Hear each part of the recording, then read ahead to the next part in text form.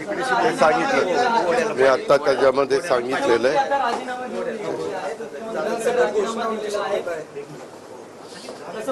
तुम्हाला काही माहिती नाही, उगीच काही प्रश्न मला विचारू नका. एक मिनिट, मी सांगतोय ते फायनल. म्हणजे अजून राजीनामा नाही घेतलाय का? मी मंत्रालयात चाललेलो, सॉरी विधान भवनात चाललेलो आहे. मग तिथे गेल्यावर सांगतो काय ते. Okay okay. सुरेश दादा असं म्हणतात की अजित पवारांनी कोणतेही हे आता बदलू नये, कारण की सगळ्या गोष्टी ठरलेल्या आहेत, आता तरी राजीनामा घ्यावा. ओके ठीक आहे. ओके चला जाऊ दे. पवार देखील आता विधान भवनाकडे रवाना झालेले आहेत आणि तिथेच मी बोलेन असं अजित पवारांनी म्हटलंय.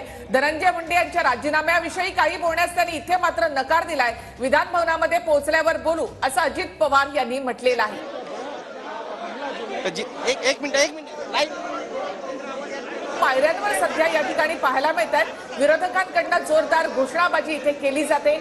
धनंजय मुंडे यांनी राजीनामा दिलेला आहे, त्याचबरोबर कोकाटे यांचाही राजीनामा घ्या अशी मागणी विरोधकांकडून केली जाते.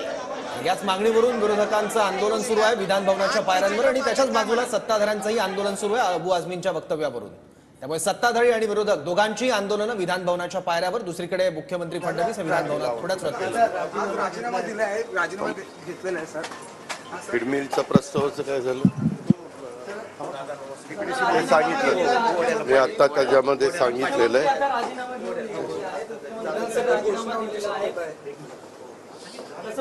तुम्हाला काही माहिती नाही, उगीच काही प्रश्न मला विचारू नका. एक मिनिट, मी सांगतोय ते फायनल. म्हणजे अजून राजीनामा नाही घेतलाय का?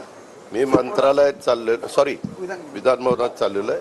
मग तिथे गेल्यावर सांगतो काय ते. Okay okay. सुरेश दादा असं म्हणतात की अजित पवारांनी कोणतेही हे आता बदलू नये, कारण की सगळ्या गोष्टी ठरलेल्या आहेत, आता तरी राजीनामा घ्यावा. ओके ठीक आहे. ओके चला जाऊ दे.